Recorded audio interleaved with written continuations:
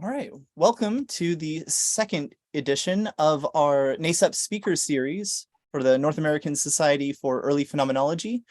And today we have Dr. Simona Bertolini, who will be speaking on Eugen-Fink's Philosophy of the World. So I want to thank everyone for being here. And then I'll introduce Simona, okay? And then I'll let you take it away. I'll share your lecture and I'll scroll down for you as you read. So Dr. Simona Bertolini recently participated in the Society for the Women of Ideas virtual panel, Hedwig Conrad-Martius, Questions of Being and Phenomenology, at which she gave a talk titled A Metaphysical Dialogue Within the Development of Conrad-Martius's Philosophy. Dr. Bertolini's current main interest is the relation between phenomenology and specific fields of research such as ontology, anthropology, ethics, and environmental ethics, with reference to the paradigms proposed, for instance, by Edmund Husserl, Eugen-Fink, Roman Ingarden, Nicolai Hartmann, and Hedwig Conrad-Martius. Among her recent publications, I'm afraid I will not be able to read the Italian title. Italian, so. But I will. Don't worry, Rand, it's not important. Okay, well, I can say maybe that, there's something in English as well. So, for example, the volume with Ronnie, maybe, I don't know. I think there is in the list, but don't worry, it's not important. Yeah. Well, I'll mention those titles, but I also want to maybe highlight, first of all, the volume 11 of the Eugen-Fink-Gesamtausgabe, which is coming out very soon, this month. That's very exciting. Dr. Bertolini is a co-editor of that. And that's at the cutting edge of Eugen-Fink research. So that's very exciting. That's on ancient Greek philosophy. Eugen-Fink's lectures on ancient Greek philosophy. As well, she is editor of Women Phenomenologists, Hedwig Conrad-Martius, Edith Stein, Gerda Walther, in the journal Horizon, Studies in Phenomenology, 2021. Edith Stein and Hedwig Conrad-Martius, A Metaphysical Dialogue on the Origin of the Human Soul, in Antonio Calcagno and Ronnie Miron, editors of the Hedwig Conrad-Martius and Edith Stein, Philosophical Encounters and Divides, an excellent book, 2022. And the Eugen-Fink-Gesamtausgabe that is coming out very, very soon. So we're very happy that you could join us, Simona, and we thank you very much for this lecture. I'll let you take it away now. So thank you very much, Randy, for inviting me. Thanks to all for being here.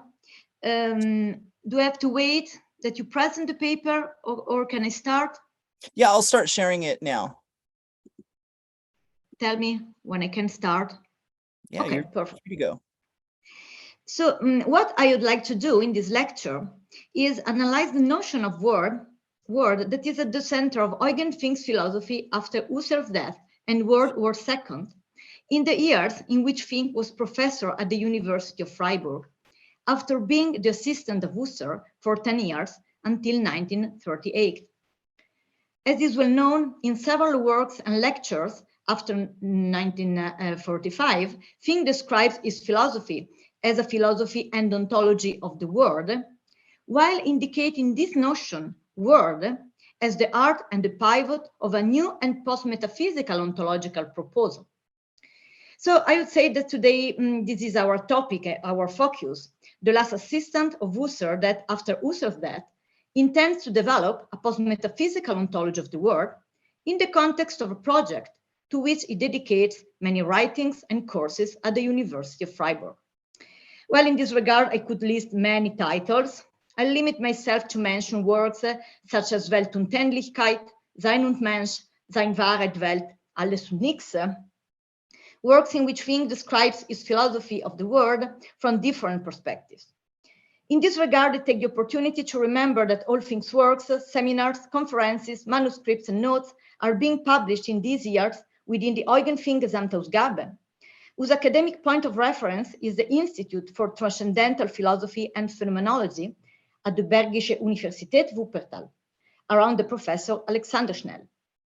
For example, the works that I have just mentioned have already been published in the volume 5 and 6 of the Gesamtausgabe, and exactly in these days, the volume 11 is in course of publication, a volume I personally edited together with my Italian friend and colleague Riccardo Lazzari, a volume titled Grundfragen der antiken Philosophie, which collects Fink's texts about ancient ontology.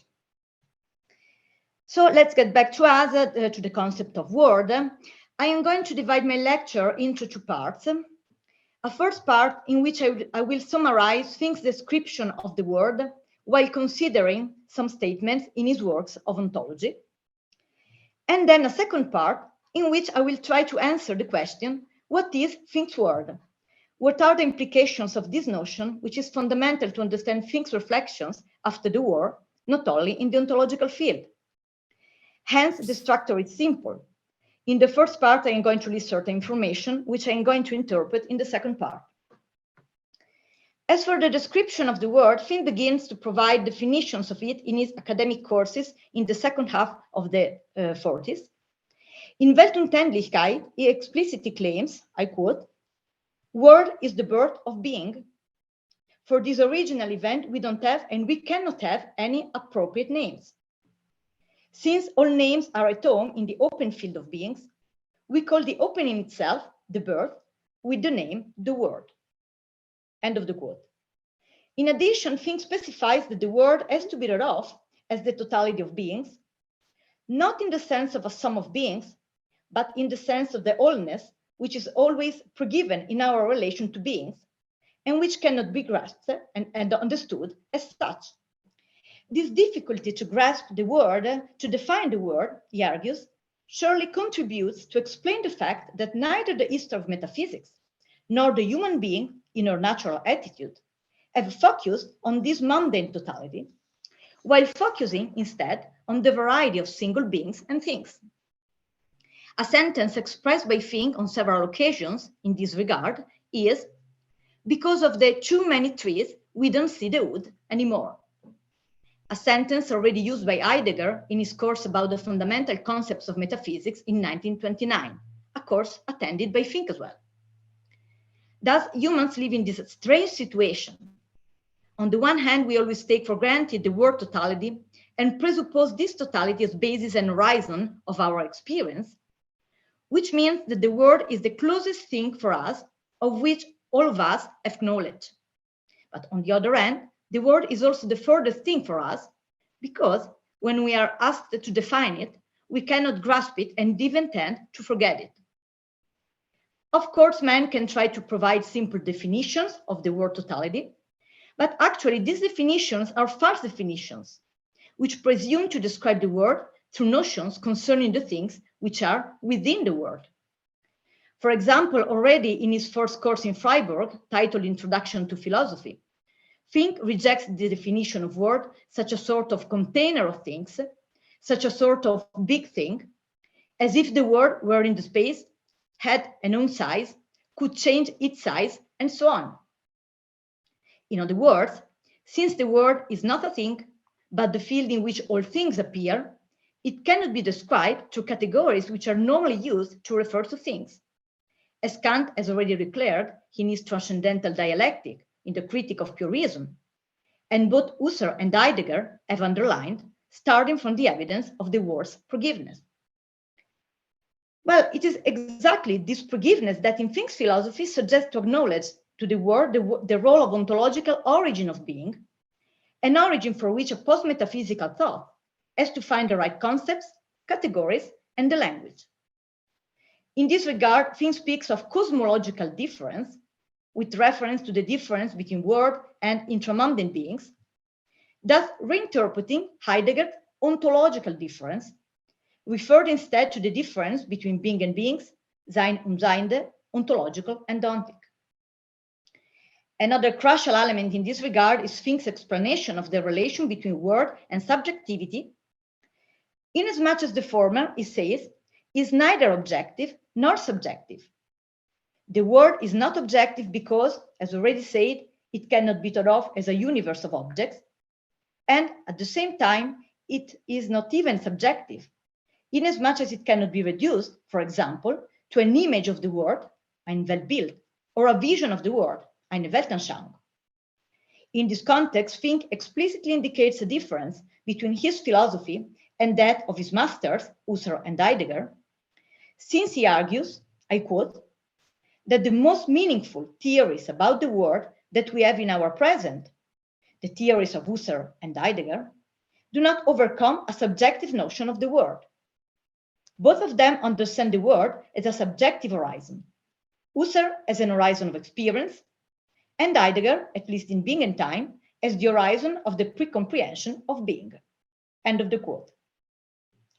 Although both Husserl and Heidegger don't think the subjectivity in a modern sense and acknowledge the pregiveness of the world, they trace this pregiveness back to the subjective experience or to the Dasein without bringing it to extreme consequences, that is, without acknowledging it in a foundational sense as well. Unlike his masters, and here we can see the art of the problem, in my opinion, Fink defines the world as an horizon involving all objects, all subjects, and all kinds of their relations. An horizon that coincides with the a priori field of our experience, since further upstream, it is ontologically opened as a whole at the back of the subject, as origin of both the essence and existence of things and humans.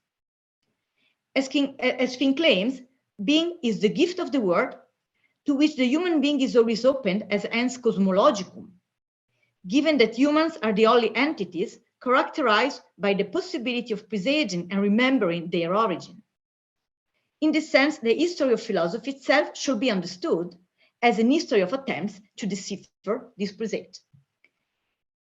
It is thus evident that the notion of world meant in this way becomes the fulcrum of a new concept of being, through which Fink intends to provide both an alternative and a foundation to the past history of metaphysics, which is characterized, he says, by the tendency to transform all its concepts into the hard and substantial form of individual beings, exactly like King Mida, according to the legend, transformed all things he touched into gold, an image used by Fink himself. Such an attitude is evident in at least two fields of research. Firstly, while answering questions such as what is a being and what is the being of beings, metaphysics focuses on the structure of individual entities, this entitlement designed, without taking into account the wider dimension, the world indeed, which is the condition of possibility and the original a priori of the universal structure of all individual beings. Otherwise put, the universality of this structure is based on a more original and undefinable universality, that of the world, that the metaphysics has always forgotten, while remaining focused on the rigidity of the intramundane forms. Secondly, the same tendency to focus on ontic and rigid forms also explain the way in which traditional metaphysics answered the question about the origin, the ground, and the foundations of beings, inasmuch as this origin, as already said, is thought of through ontic concepts. In this regard, Fink lists several exemplifying ways in which this happened over the centuries.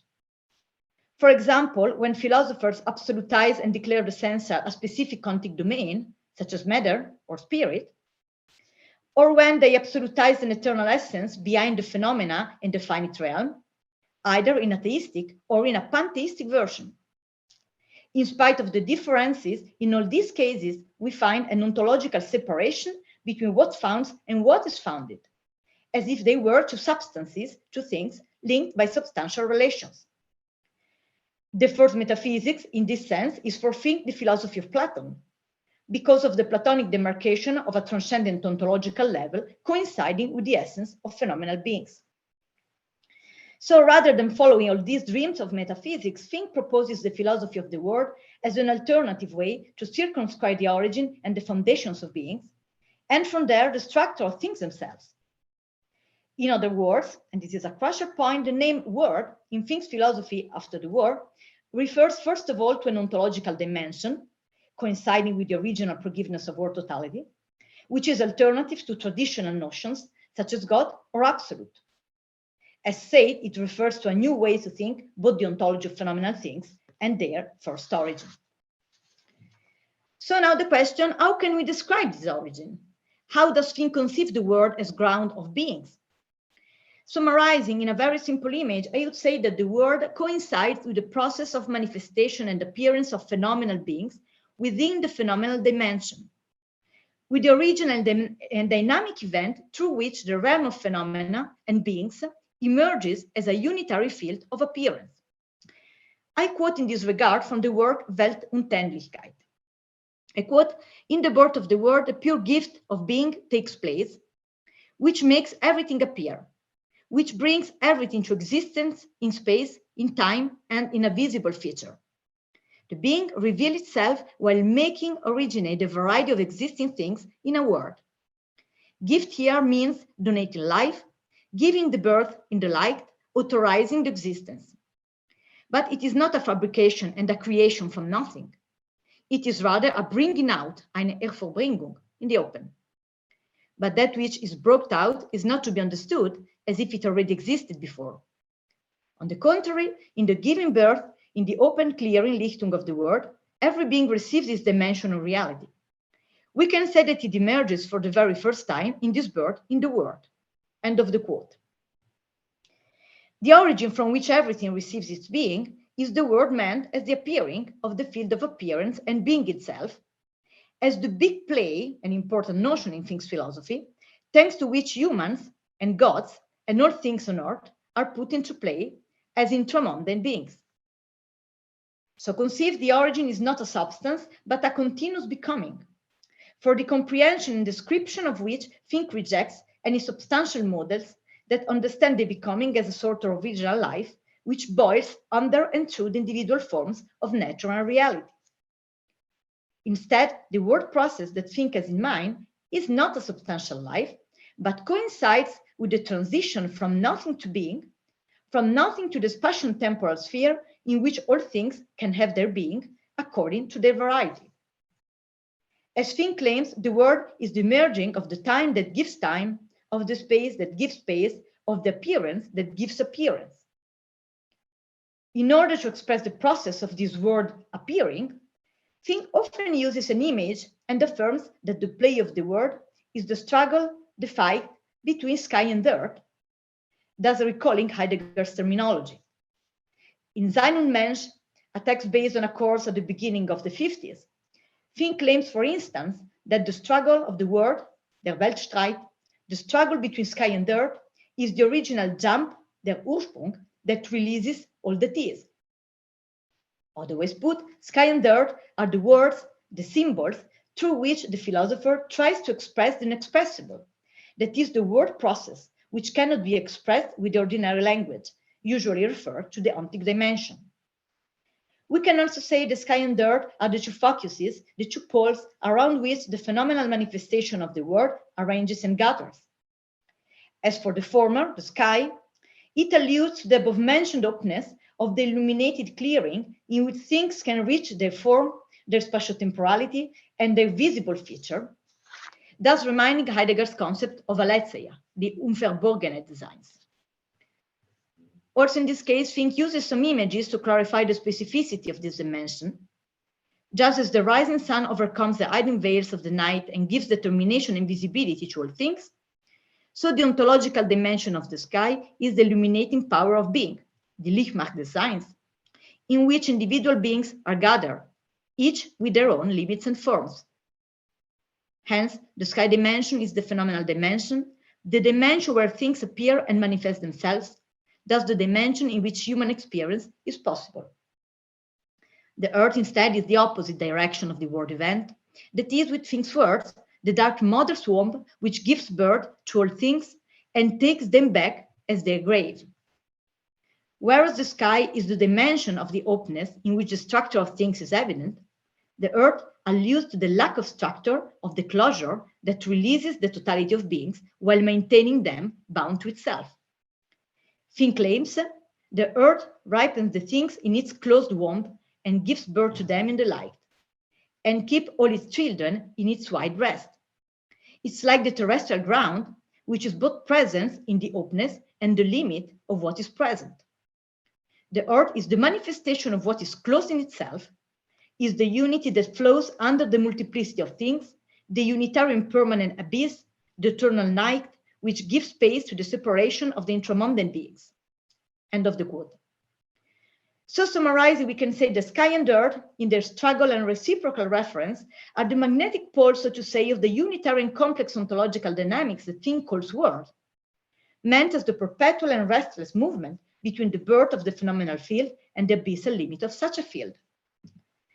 To be more precise, we can also affirm that the notion of word in Fink's philosophy after the war is the union of many different meanings. One, word is the sum of intramundane existing things. But two, the word also includes the structure of things. For example, the fact that everything has an essence.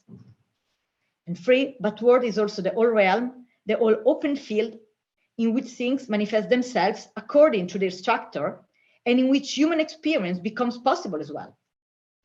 And finally, four, as said, word is the hiddenness of earth, which constantly underlies such a manifestation of the sky dimension.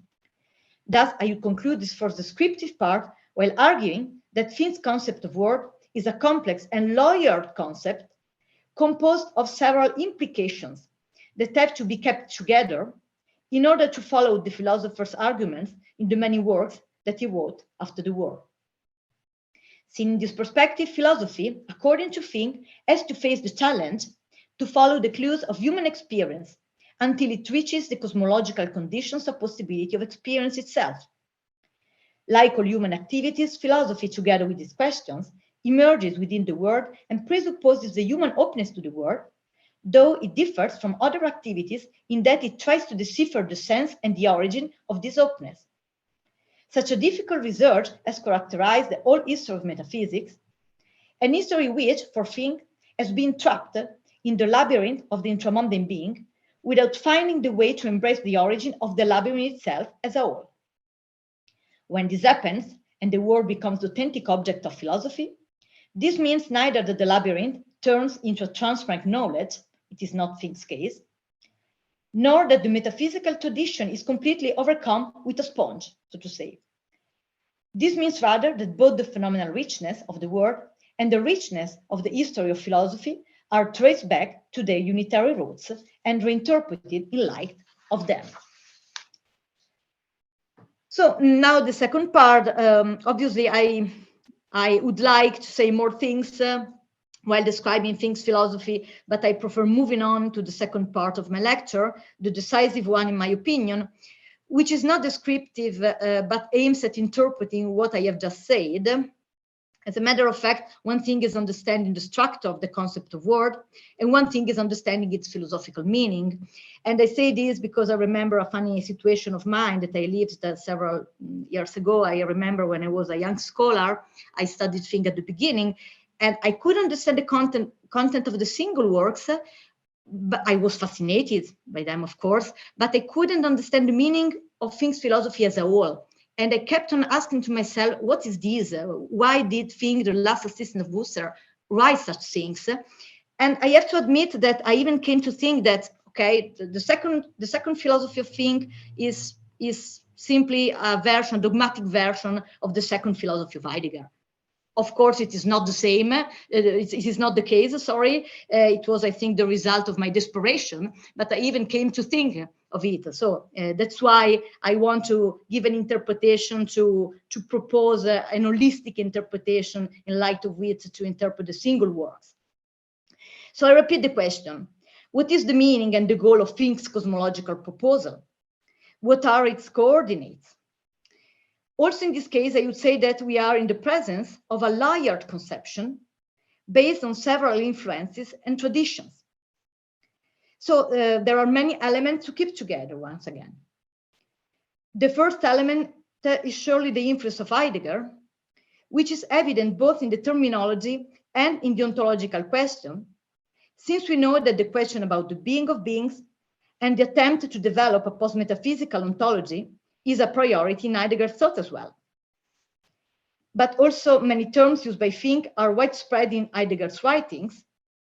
For instance, the word clearing, Lichtung, abyss, Abgrund, earth, Erde. So summarizing, we can say that the point of departure of Fink's philosophy after Husserl's death is the same point of departure of Heidegger, that is the will to follow the difficult path of the question about being, Designsfrage, and the will to find a new language and a new conceptuality able to circumscribe being without using categories which are normally referred to individual beings, thus according to the ontological difference. Now, nonetheless, in spite of this common point of departure, we know that Fink translates, so to say, Heidegger's ontological difference into the cosmological difference, which means that in his works, the difference between being and beings overlaps the difference between world and intramundane beings. And so here the question again, what does it mean? Why does Fink call the being with the name word? Which is the difference between ontological and cosmological difference? Provided that in both philosophies, the movement of the manifestation of being is the focus of attention. Well, on closer inspection, in some works, for example, in Sein und Mensch, we find a possible answer, where Fink argues that Heidegger limits himself to consider the illuminated part of the world, what we have called the sky, without considering the earth as a abyssal part of it.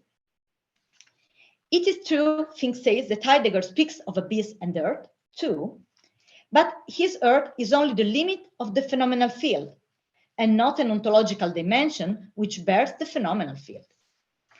In this regard, Fink claims that, according to Heidegger, the earth is only the shadow of the sky, which for Fink is not enough. So on the basis of these statements, it seems that Fink's notion of world overlaps Heidegger's notion of being and event, with the addition of the earth meant as original root of the word totality. Well, actually, this is surely a part of the story, but in my opinion, it is not the whole story. It cannot be the whole story, also because in this case, we couldn't understand the reason why Fink uses the term word. To understand this reason, we have to consider the second crucial influence of Fink's philosophy of the word, that is transcendental phenomenology, but not transcendental phenomenology in Husserl's version, which is focused on the notion of ego, but the interpretation of transcendental phenomenology proposed by Fink before the war and before Husserl's death. Simplifying, and this is a central point, we can argue that Fink's philosophy of the world is the fruit result of the union of at least two priorities and methodological directions. On the one hand, Heidegger's priority, as already said, and on the other hand, the priorities of the phenomenological approach that Fink himself elaborated while collaborating with Husserl in the last 10 years of his life. Which means that, to understand the second Fink, we have to take a step back and to analyze some reflections of the first Fink, which presuppose in turn Husserl's phenomenology. So now you can probably understand better the reason why I spoke of a layered philosophy, a philosophy that can be thought of as a sort of matryoshka doll, a Russian doll with many parts inside, and this is surely a challenge for the scholar, the interpreter of Fink, of this philosopher. Well, as for the specificity of Fink's phenomenology for the war, all of you probably know that Husserl assigned Fink the task of systematizing the phenomenological method, the result of which was the six Cartesian meditation, together with other published writings, such as the famous article Edmund Husserl's Phenomenological Philosophy in the Present Critique, published in the Kantstudien in 1933.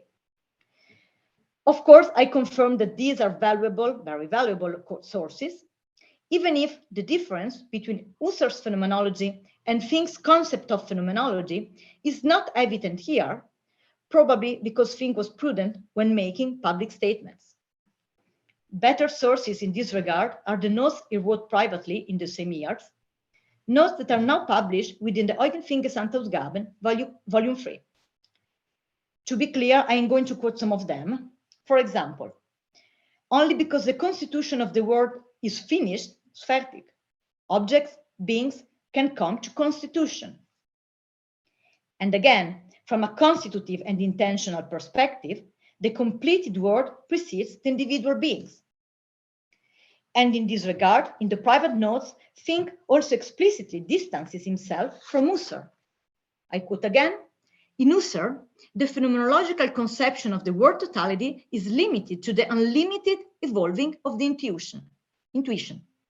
But this will never explain the world totality by grasping it as a constitution which is not complete yet. This is an absurd way to answer the question about the world totality. In fact, the constitution of the word totality is not underway, but is over, is past, before the constitution of objects. End of the quote. So I have read only a few lines taken from Fink's private notes at the beginning of the 30s, but I think that the message is clear. On the one hand, Fink, the first Fink, moves in Husserl's field, and the question is about the constitution of experience, according to Husserl's phenomenological approach. But on the other hand, at the same time, he underlines an essential difference between him and Husserl, a difference concerning the constitution of the word which, not by chance, will be a central concept in the second Fink as well. So I would summarize Fink's criticism toward Husserl's explanation of the word totality in this way. Since the word is always a progiven in our experience, as Husserl also admits, every time we perceive a thing or a group of things, the modality of awareness regarding the word cannot be considered as a modification of the consciousness of the objects, but should rather be identified with that openness to the word, eine Weltoffenheit, which lies before this consciousness. Consequently, when the philosopher, the phenomenologist, questions the constitution of word horizonality, this constitution cannot be conceived as the evolution of the consciousness of horizons, but it must be both forgiven and done already, just like its modality of experience. In other words, the phenomenological philosopher who examines the development of the intentional correlation between consciousness and its dominant sense is always destined to find the word forgiveness behind his shoulder, without being able to explain its origin.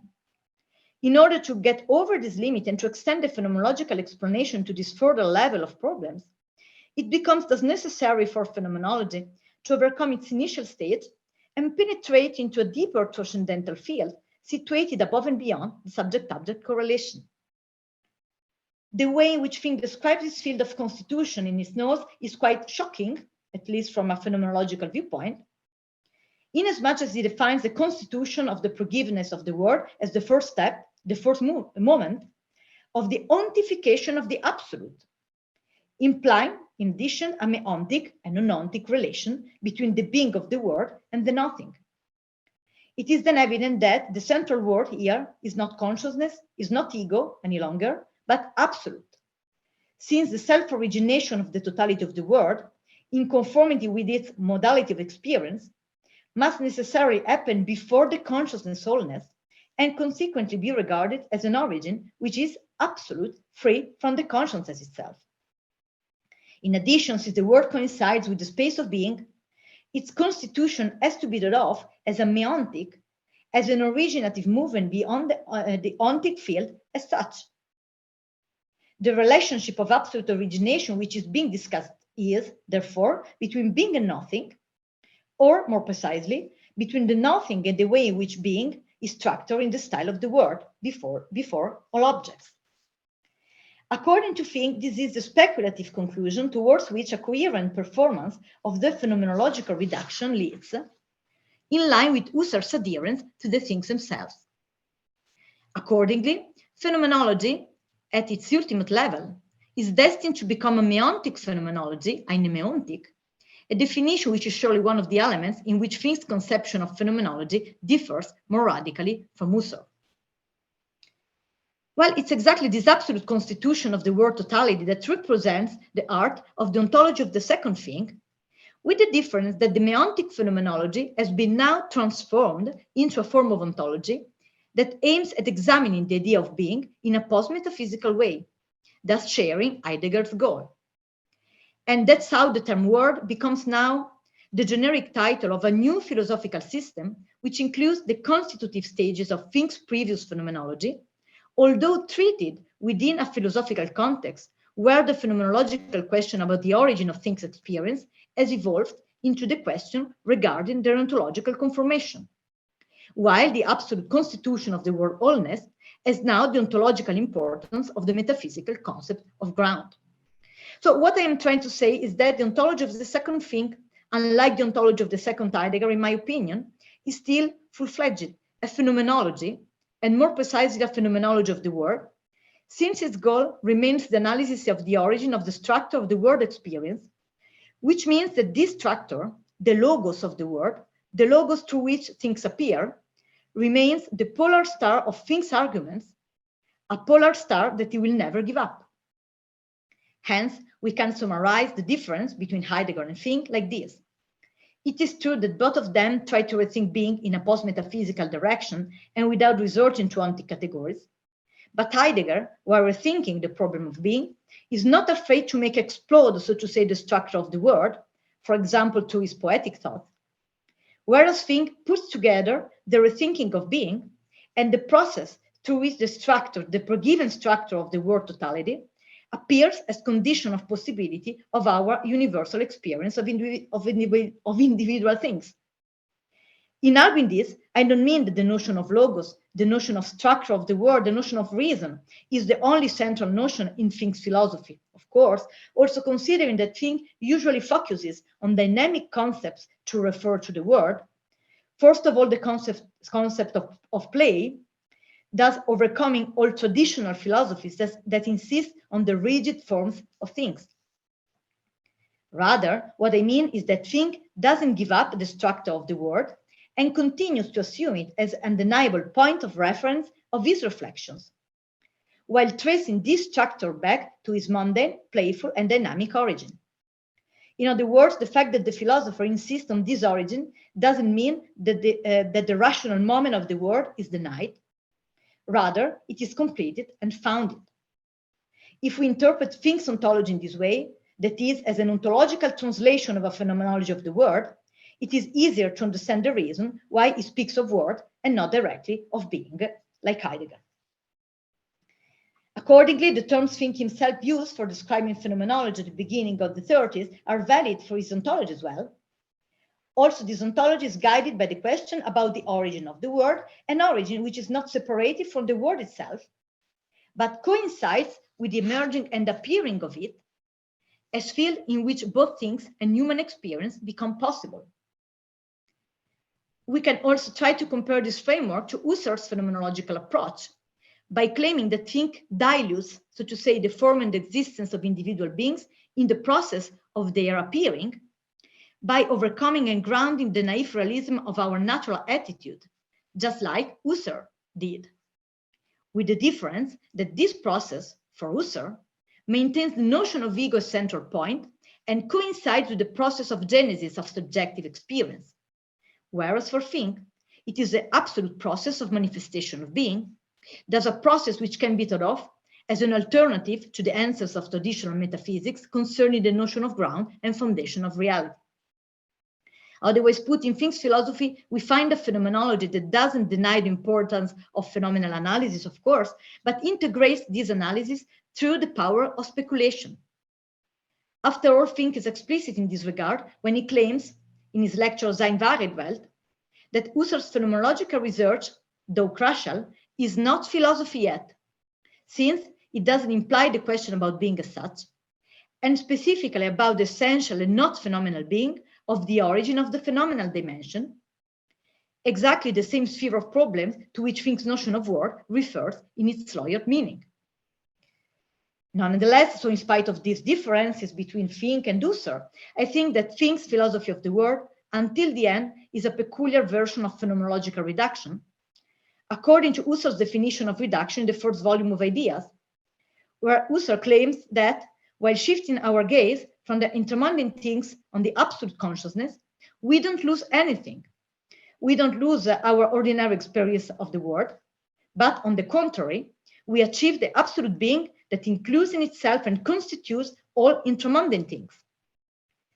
Statements, these, that are valid for Fink as well, with the difference that the absolute being, in this case, is not the absolute consciousness anymore, but as said, is the manifestation of the word totality through the play between sky and earth.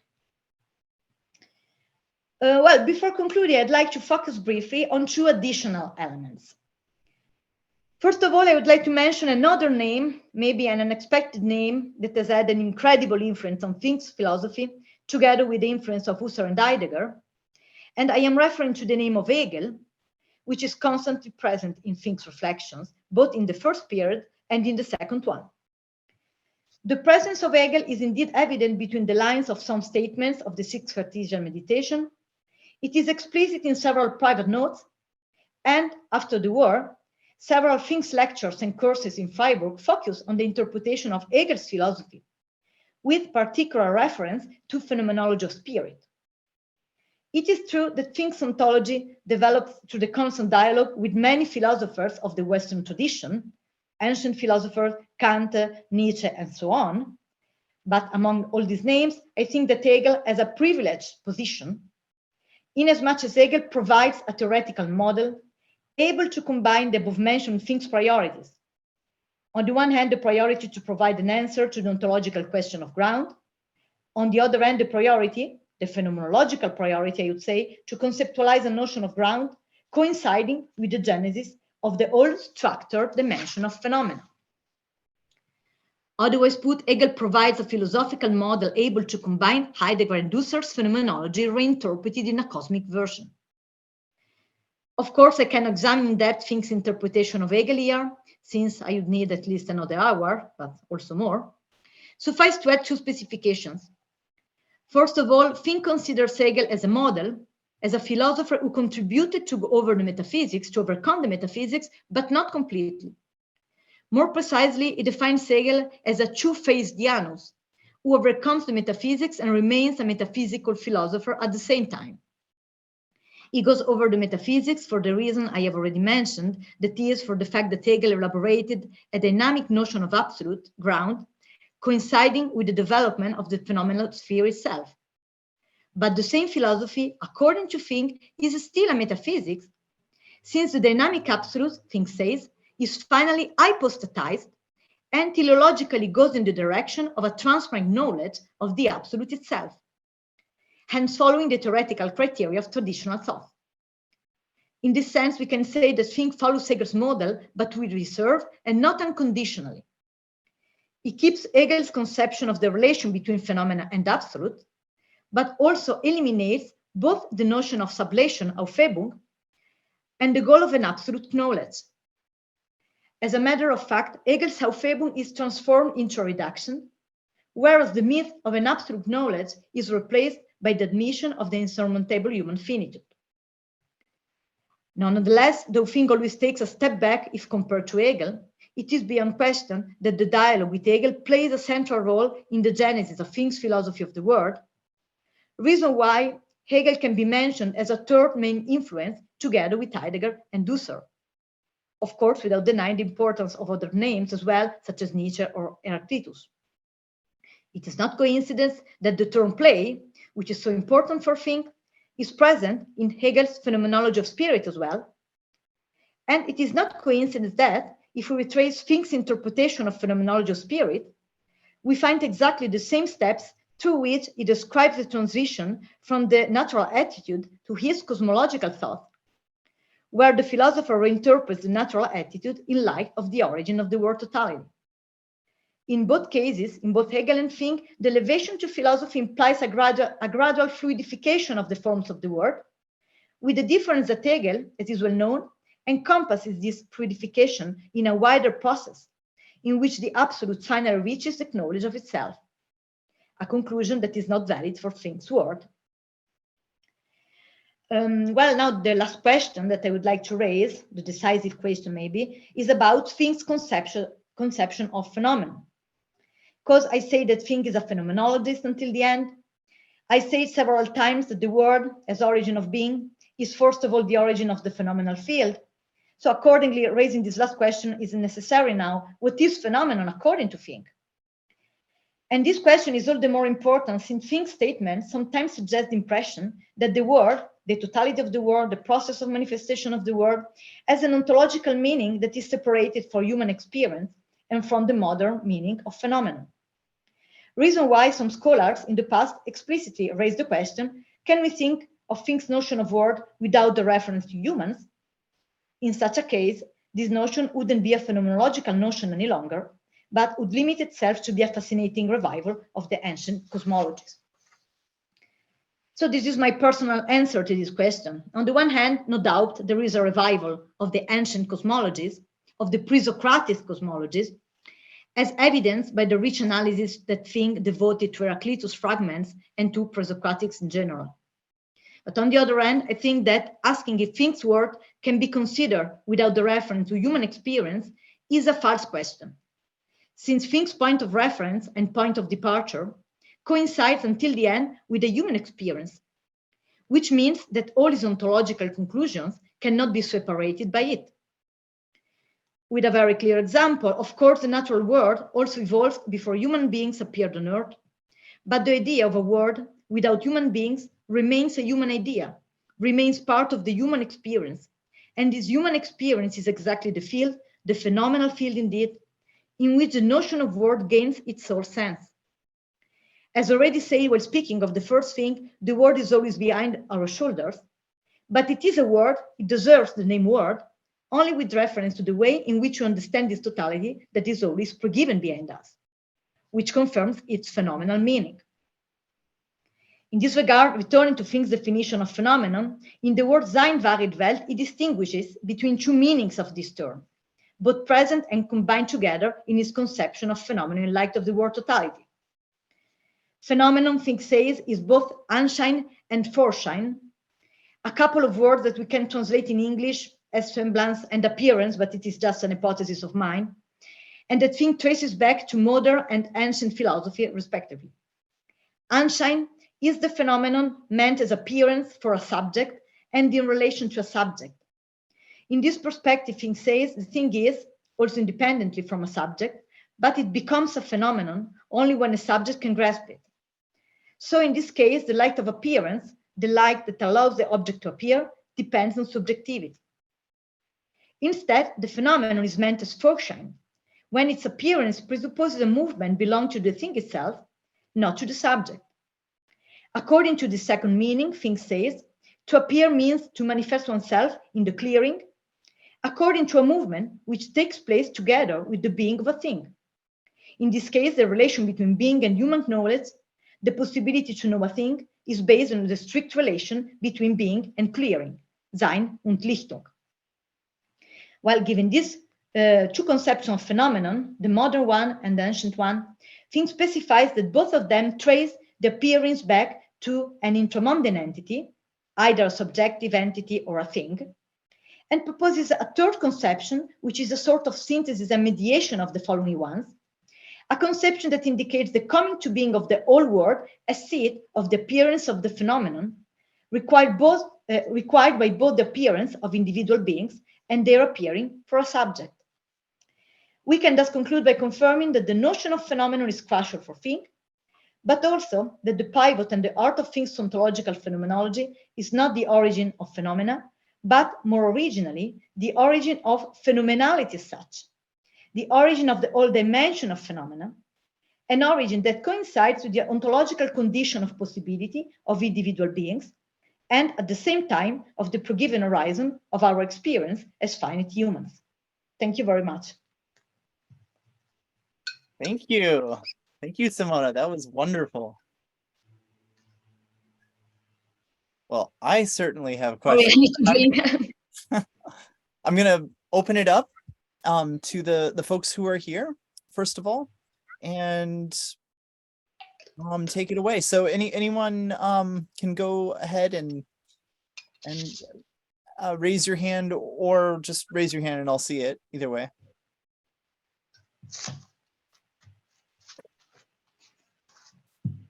Yeah, okay, I think Frederick, you were first, and then we'll go to Tony.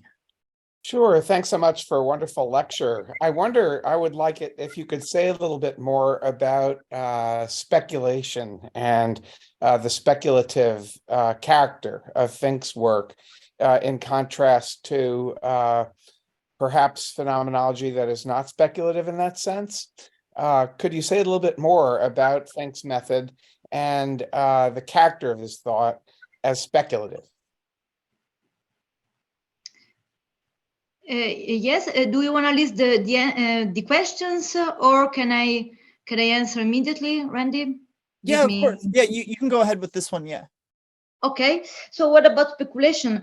Well, I would say that the speculative phenomenology is a phenomenology that cannot describe its object.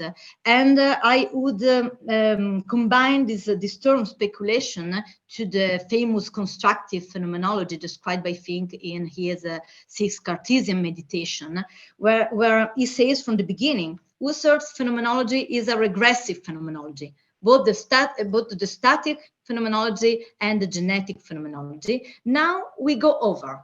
Now we complete Husserl's phenomenology through a phenomenology which goes over the giveness, over the intuition, so towards dimensions that cannot be described as such, because these dimensions are always behind the shoulders of the subject, behind the shoulders of the intramundane subject, but also behind the shoulders of the transcendental spectator.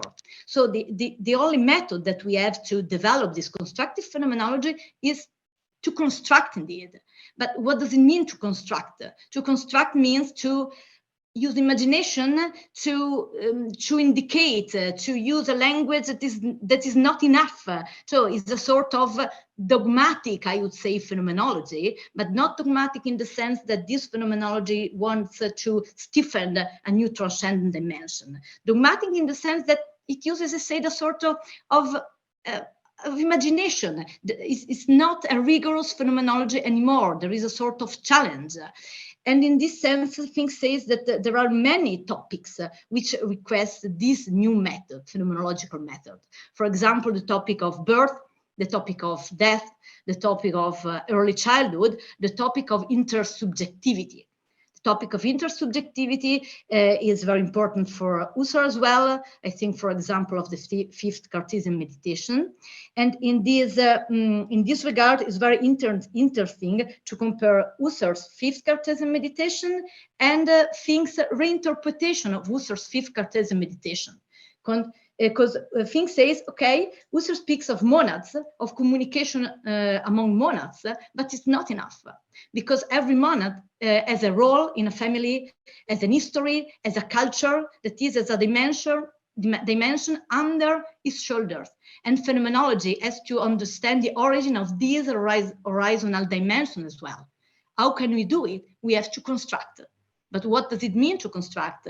It's a sort of challenge. It's a sort of jump, I would say, in phenomenological method. It's a jump, and it's very almost funny, because if you read Sixth Cartesian Meditation, Fink presents this constructive phenomenology as if it were a sort of new step. It wants to complete Husserl's regressive phenomenology. But this is a revolution. This is not simply a further step. So, but this is not explicit in the published works. This is explicit in the notes, private notes. There is clear. I don't know if I have answered to the question about speculation. Yes, very nice. Thanks so much. Thank you. That was terrific. I have some thoughts about that as well. But Tony and then Irene. Thank you. Thank you. Hi, Randy. Hi, Simona. Hi, Irene. Antonio. Ciao. Mille grazie. Thank you so much for your wonderful, rich talk. Always so rich and thoughtful and so learned. My question really, so given I'm not an expert in Fink's philosophy, but given his exposure to Husserlian ideas, manuscript, that time period and so on, certainly in the late 20s and so on, I'm wondering whether in Fink's philosophy we can find the affect and value of the world and how these structures would unfold. So do you think of Hannah Arendt, Michel Henry, these kind of phenomenological thinkers? They place great emphasis on affectivity, psyche, love, affect, value, and so on, in connection with the world and so on. And I'm wondering whether Fink and Husserl, of course, has things to say on these things. But I wonder in Fink's philosophy proper, the model you present emphasizes certainly consciousness and being and so on, and that makes a lot of sense.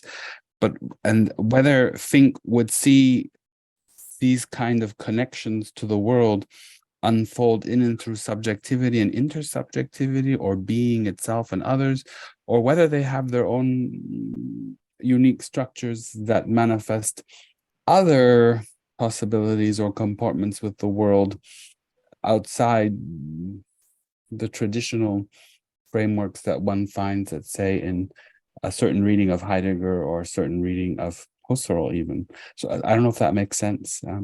So I'm really curious about the structure of something like value of the world, love and hate of the world, the affectivity of a world, how one feels the world, and so on. I wonder if there is place in Fink's own philosophical thinking for these things. So thank you. Well, yeah, you're right. I have insisted on the ontology, less on the anthropology. But there is also a very rich anthropology in Fink's works. But there is not a Fink's ethics, I would say, not in a normative sense, of course. So he speaks of value, he speaks of affectivity, he speaks of love, but he describes the ontological meaning of these phenomena. The role that these phenomena have in a human life, but not in an ethical sense, not in a normative sense. Well, in this sense, there is nothing, I would say. And for example, the concept of value, he says that values have origin in the world, but it doesn't say that we have to follow values in order to construct, for example, a peaceful society or so on. There is not an ethical ideal in Fink. And I would even add that for Fink, the war is a necessary phenomenon. He says that. He says the war is necessary like the peace. They are two necessary phenomena. It is part of human being. So I would say that the true enemy for Fink in an ethical sense is not the war, is not the evil, so to say, but is individualism and nihilism in the sense. Because he says also the war it's of course very unnatural, I would say, is a very strong sentence, first of all, in this time. But it critically says that the war is anyway a way to create a sense together. Well, I'm not sure that is right, but he says that a way to create a sense together. It's a way in which the world isolates man, but also creates a union amongst men. So there is also always this idea of a union, and the same is about love. He describes love. He says that love, our feel love, is referred to our experience the dark side of the world, but there is not an attempt to develop the notion of love in the direction of a society, for example, based on love. So not love as affect. And the same is valid, for example, for his description of human naturality. He gives much importance to human naturality, underlining the fact that this naturality is not animality. So our naturality is part of us as humans, okay? But also in this case, there are not indications regarding the way in which we have to use, to say, these sides of us. The most important thing is to construct, so to say, a dimension of sense. The concept of sense is of primary importance in Fink. I would say that. Thank you very much. It was wonderful. Right. Thank you. Irena. Yes, thank you again. Really a very rich talk. And there are 2 points which strike me a little bit as odd coming from the Husserlian perspective. That is, when you said that he blames Husserl, or blames or criticizes Husserl because he conceives of the horizons of as an unlimited evolving of intuition, if I rightly understood you. And this is the one point. And when he stresses that Husserlian phenomenology is regressive and not constructive, I would like to say that I'm struck because Fink was very well acquainted with the work of Husserl, and Husserl from the beginning defined the world as a horizon of sense, and then he evolved horizon of intersubjectivity and many other facets which are not restricted only to intuition. And on the second point, even his analysis of passive experience are constructive. But there is a point which I think that that it strikes me a really, really reasonable, really, I would say, which I could really agree to, is when he says, well, there is, for example, for Husserl, he stops at the moment, at the beginning of being. He cannot take a phenomenological account of what lays before a being is born, before, I mean, the givenness of the world. That is, the world is given, and the beings come into the world, and then he only says there is a previous phase where we are in the nichts, in a state of complete träumloser Schlaf. He compares it with a state of sleeping.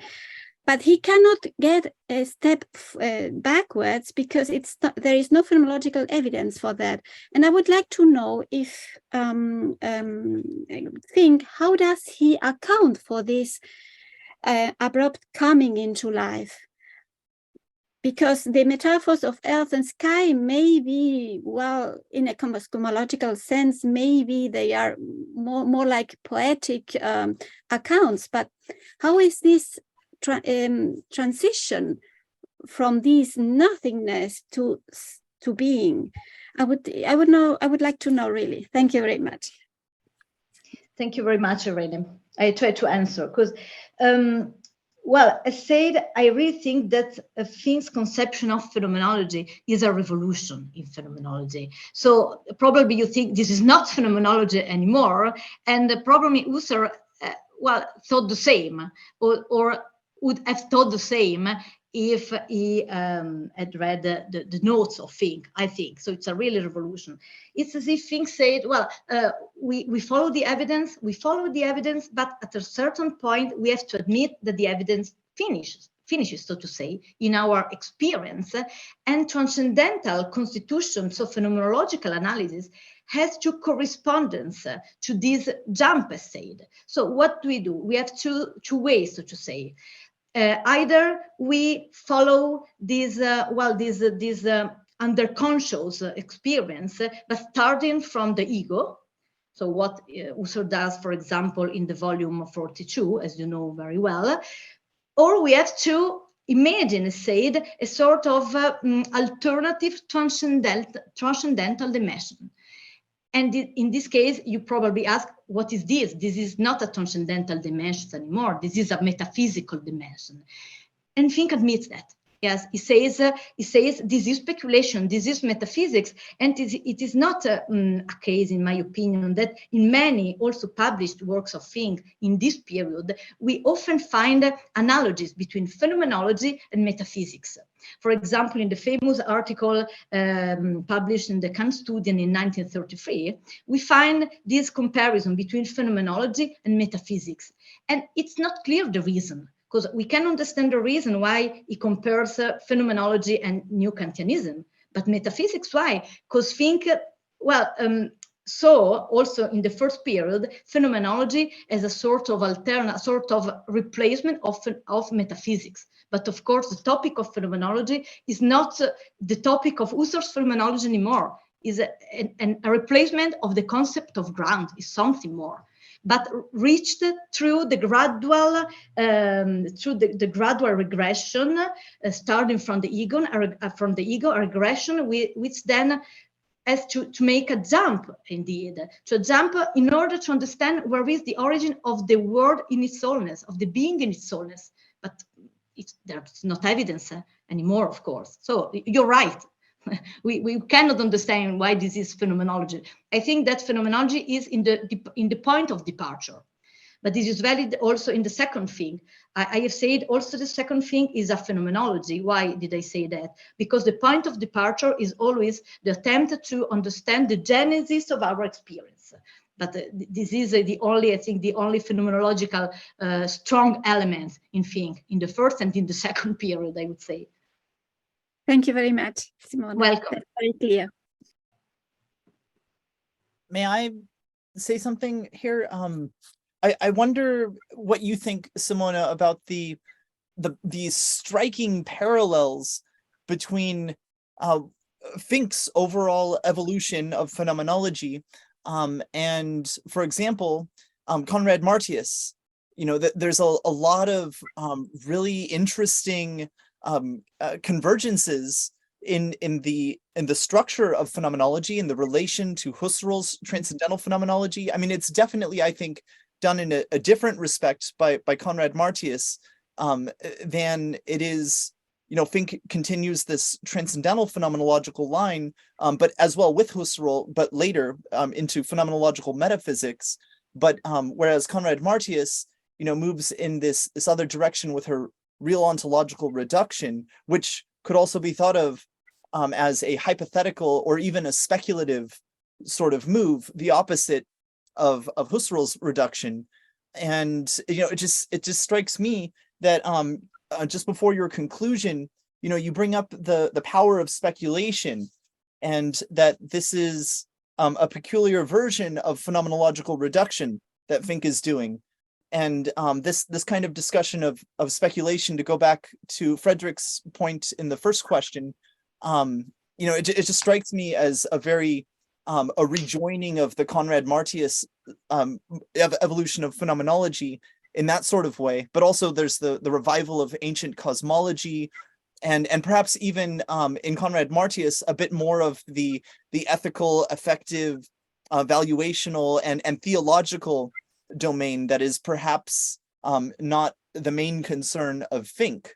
And so I just wonder what you think in general about the overall structures of transformation of phenomenology, both from Husserl and Heidegger in Fink, in this Finkian direction, and you know, maybe compared to like Conrad-Martius does this other departure earlier on. You know, I'm just wondering what you think about the overall like picture of phenomenology. Thank you very much for this question. And you're right. There are affinities, at least in the sense that they are very original ontologies of the word, starting from Husserl. But I would say that there are also interesting differences and maybe essential differences. Well, first of all, I would say that Fink's Fink's phenomenology is a transcendental phenomenology, or even a radicalization of Husserl's transcendental phenomenology, whereas I wouldn't say the same for Conrad-Martius. So from a methodological point of view, there is a difference. From an ontological point of view, well, I have to admit that Conrad-Martius is stronger than Fink. In Conrad-Martius, there is a bigger ontological revolution, because Conrad-Martius proposes to us a new word, new categories of the word. Fink doesn't do this, because the categories to which Fink describes the word are the same categories of the metaphysical tradition. He invites to open this category towards the word totality. So there is a dialectical movement between the beings, the single beings, and the word, but the structure of the word remains the same. He says explicitly that the things are substances. He says explicitly that everything has an essence. He says explicitly that everything manifests through accidents and so on. This is Aristotle, of course. In Conrad-Martius, as you know, we find a revolutionary way of interpreting the being, and like in Heidegger, for example, or like in Nicolai Hartmann. So I would say that Fink is more moderate than these philosophers. And this is another difference. And the third difference, to mention that, is God. In Fink, there is no God. There is no doubt. Whereas in Conrad-Martius, God is there, so it's presupposed. She doesn't develop a metaphysics, but God is presupposed as origin of the being she describes.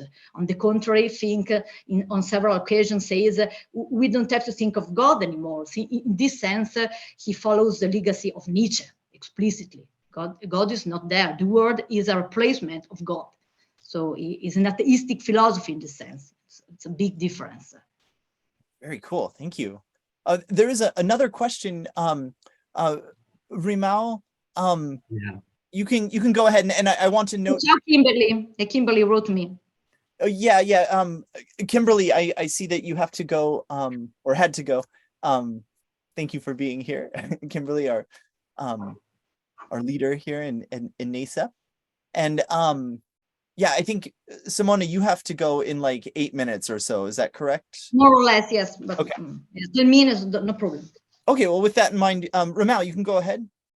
Thank you. Sorry, it will be a less informed a question because I just finished my master's on Nicolai Hartmann, and I wanted to make a reference to that because in your book, Simona, you write about the possibility of imagining a world that is structured in such a way that we can imagine value independent from humans. And I also I thought I you think mean I my book on Hartmann? on Hartmann, yes, exactly. Okay. Exactly. Yes.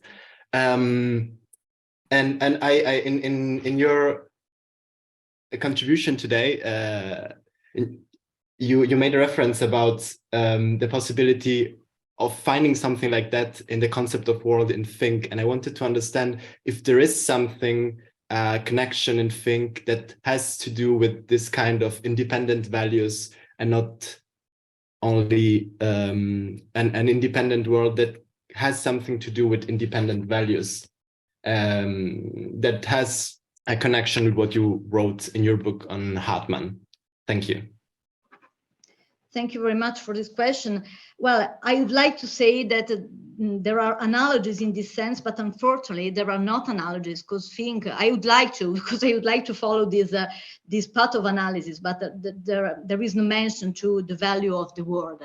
So it would be perfect because Fink is the philosopher of the word, because Fink is among the philosophers who indicated as the necessity to think the totality, and this is very important in a time in which the word as totality is a seeker. So he would be a perfect exponent of an environmental ethics, for example, based on ontological basis. But there are no indications in this sense. He speaks of value, but he presupposes the value working in the relation among humans. So there is, again, in this ethical perspective, an anthropocentric conception, so to say. In ethical sense, of course, because in ontological sense, it's all but an anthropocentric philosopher. So I'm sorry, there are not indications in this sense. Ontologically, I would say there are many analogies. The results are very different because, as said in relation to Conrad-Martius, Hartmann's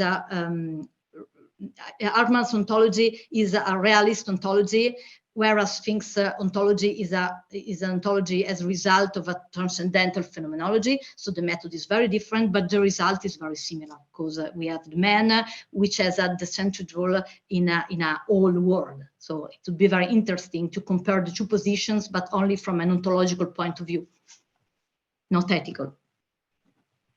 So we're running out of time, but I do want to get Dennis's question in here. So because we'll be squeezing it in, I just want to also extend the invitation, Simona, to publish this if it's not already spoken for in phenomenological investigations with NASEP, if you're interested in that. So yeah, and so Dennis, go ahead. Sure, thanks. Thank you for that paper. I've been a student of phenomenology for quite a long time, but derelict in my study of Eugen-Fink. So it was great. It was a real treat to hear your paper today. So my question very quickly is this: what is the ground of this opening? What is the energy? What are the dynamics that drives all this forward of the arising of appearances against the background of the world? Is it an existential drive, or what is it that causes this world to sort of erupt and be given here? Well, the ground, the energy, I would use the image of Heidegger's event to give an explanation. It is not an existential energy, otherwise we would have again a subjective interpretation of the world, Fink would say, and he wants to overcome a subjective interpretation of the world. The energy and the ground of the appearance of the world is the world itself, in Fink. The world is the eternal movement and process of self-appearing, so to say. The world is the ground of itself. And this is the challenge of Fink. Fink wants that the philosophy begins to to think of this original dimension, original root of all past conceptions of ground. And it's very simple, I know, and he knows that it's very simple, but the problem is, he says that philosophy has forgotten this simple root of itself. And in this sense, he indicates the importance of the pre-Socratic thinkers, so the first thinkers, that in their naive vision maybe could still think of this simple root of all concepts, of all experience, of the relation between beings and subjects. And the philosopher which has a crucial importance in this regard is Heraclitus. Because if we read all things interpretations of many philosophers, the framework is always good for this aspect, but not good for this aspect. Good for this aspect, not good for this aspect. Heraclitus is perfect for think. In Heraclitus fragments, think can find all the aspects of his word ontology, and is a simple vision, too simple maybe, because is the authentic roots of our obvious conception of being. So the word founds itself, without referring to something else. Okay, thank you. Thank you. Do you have a few more minutes, Simona, or do you have to go now? Yes, more, yeah. Yes, to go. You have to go. Yeah, I can wait 5 minutes. Don't worry. Well, I just if there's another question, certainly, hop in here. I just want to highlight something I find really, really beautiful. This philosophy of the world. You bring this up at the beginning of your talk. We find ourselves in a strange situation. The world means something closest to us, and at the same time, it is something furthest away from us. And this is reminiscent, for me, of the great and the small, the dyad, and this paradoxical situation that that Pascal highlights as the human condition, that Paul Ricoeur sees as the basic antinomy, that with the twofold logos, Merleau-Ponty sees as structuring everything. And this idea of the world, that this is such a beautiful concept, because while it's so advanced phenomenologically, ontologically, it is also so near and dear and intuitive and simple for us. And maybe Fink does lack a bit of the theological dimension that, for example, Conrad-Martius has, but at the same time, that intuitive simplicity is a kind of almost mystical. I don't know if it would be called mystical, but it is intuitive, and it's a very not intuitive, but poetic. Yeah. I would say, yeah. Yeah. It's like the explosion metaphors in and this dynamic ontology. It's a lot like from Heidegger. Anyway, I just wanted to highlight how beautiful a philosophy of the world could be, and actually is in Fink. Yes, you use, I think, that the right word is beautiful. So this artistic idea, this poetic idea, this symbolic idea, I would say, and in fact, it gives much importance to the notion of symbol. I think it's translated in English, the work played as a symbol of the world, in which it describes the play as symbol of the world. What does it mean, symbol of the world? A phenomenon, an action, a thing becomes symbol of the world when it becomes the occasion to open oneself to the world in a poetic sense, in a poetic way, in this sense. And here I see a very close, strict analogy with Heidegger's poetic thought, but with the difference, as already said, that Heidegger's poetic thought makes the word explode. So there is no structure of the word anymore. In Fink, we have till the end a structure of the world, but within this structure of the world in which we live, we have always the possibility to see the holy aspect of everything. And how can we call this holy aspect? Through a poetic language that cannot, which don't have to make the world explode anyway. A poetic language which has to follow, so to say, the phenomena in their roots, in their holy aspects, in their original aspects. So it's beautiful. Beautiful, I think, is the right adjective. But not intuition, because it's over the intuition. It wants to overcome the intuition. because intuition is giveness. Here we have to reach a dimension of unreality.